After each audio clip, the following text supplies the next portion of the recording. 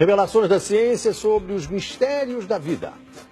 Especialistas de vários países estiveram no Brasil para o lançamento de um grupo dedicado à tese do chamado design inteligente. Esses cientistas acreditam que a perfeição e a complexidade da natureza comprovam a existência de um ser superior.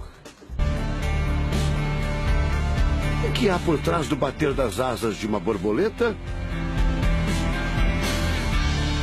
Ou das cores vibrantes das penas dos pássaros? O que há em comum entre a concha do mar e a força dos furacões?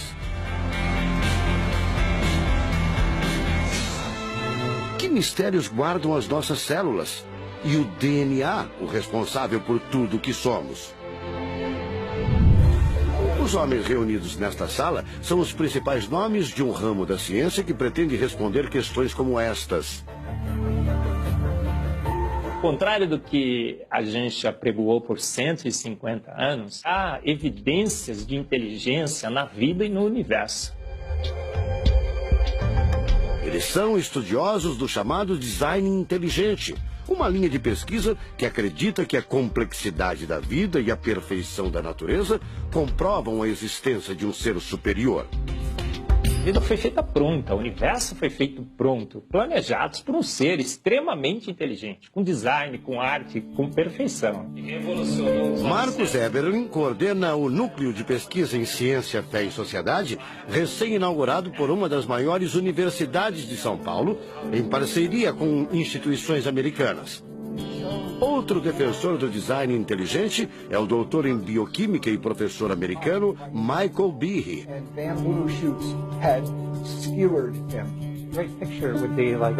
Brian Miller é doutor em física.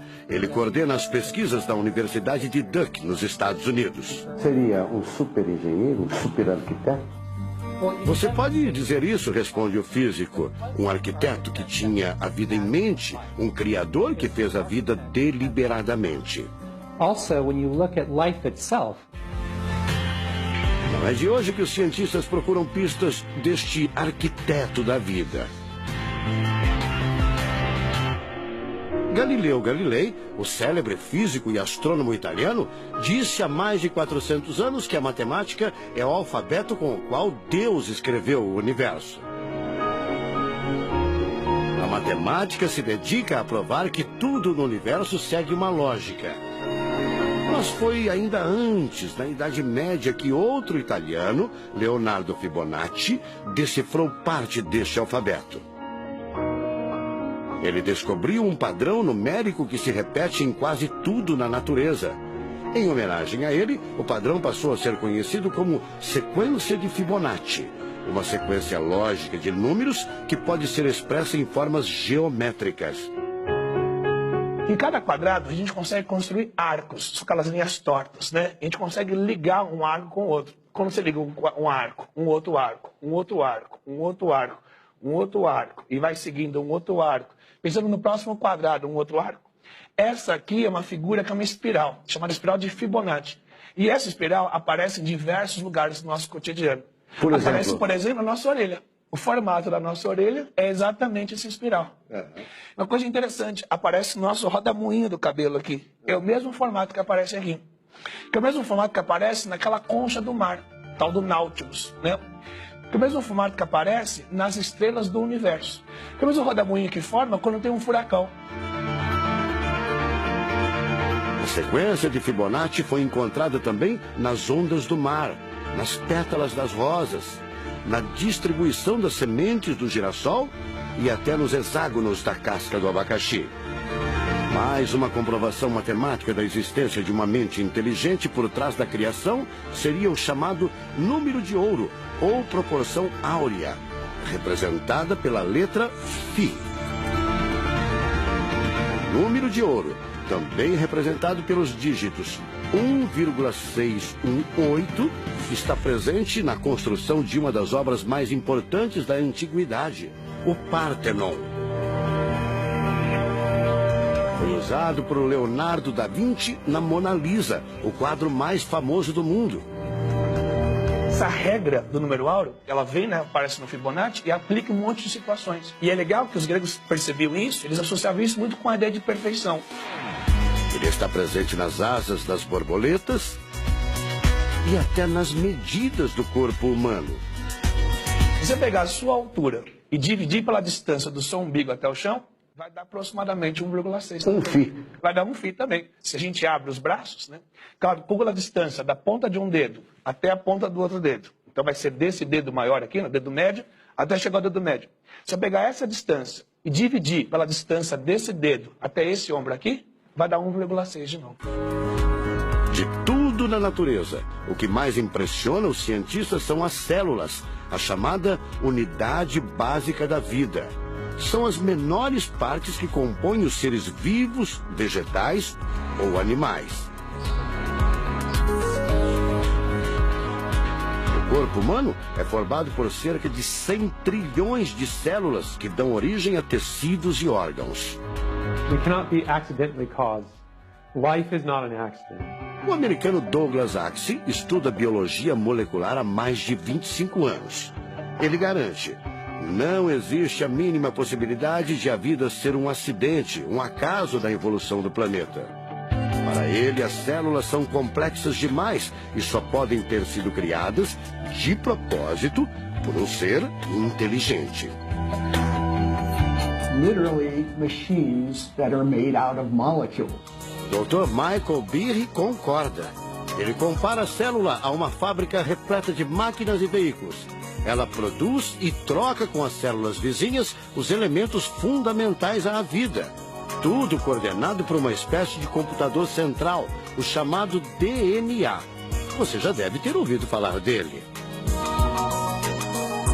O DNA é um conjunto de informações genéticas que definem as características dos seres vivos.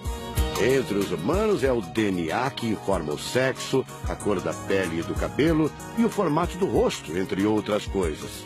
São 6 bilhões de informações condensadas numa estrutura microscópica extremamente eficiente.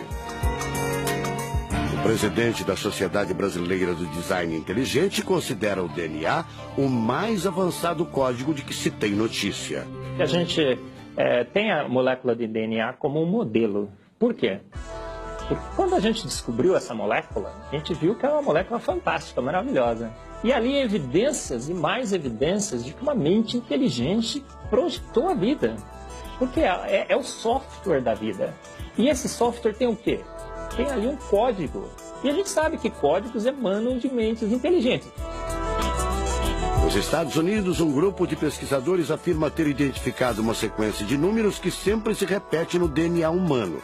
Seria uma espécie de assinatura de Deus, segundo o engenheiro da computação Greg Braden. So now we have a definition. Ao considerar a carga dos elementos químicos do DNA, os pesquisadores teriam identificado o seguinte padrão numérico: 10, 5, 6, 5. Eles então passaram a tentar decifrar esse código e tiveram a ideia de substituir os números por letras hebraicas. Em hebraico, a língua oficial de Israel e que aparece na Bíblia, os números são representados por letras, como explica essa professora israelense. A escrita hebraica é muito antiga. Já tem textos escritos 1000 anos antes da Era Comum.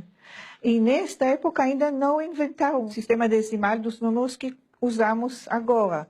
Na Bíblia, o Primeiro Testamento, podemos ver não só os números dos versículos e os números dos capítulos, mas também as páginas. A contagem das páginas está feita em letras e não em números.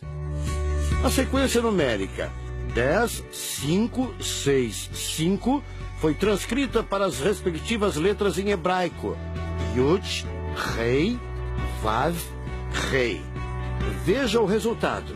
A sequência corresponde à palavra Javé, ou Deus em hebraico. Apesar de todo o avanço da medicina, cerca de 90% das informações genéticas ainda são um mistério. O professor Eberlin diz que as descobertas científicas trazem implicações sérias para toda a humanidade. Mas cada vez mais reforçam os argumentos de quem acredita no design inteligente, a assinatura de uma força superior. A gente vai ter que entregar essa informação para a filosofia e para a teologia. E a gente agora, como bons filósofos e teólogos que todos somos, a gente vai colocar a nossa filosofia e nossa teologia em cima desse dado científico e optar pela melhor opção.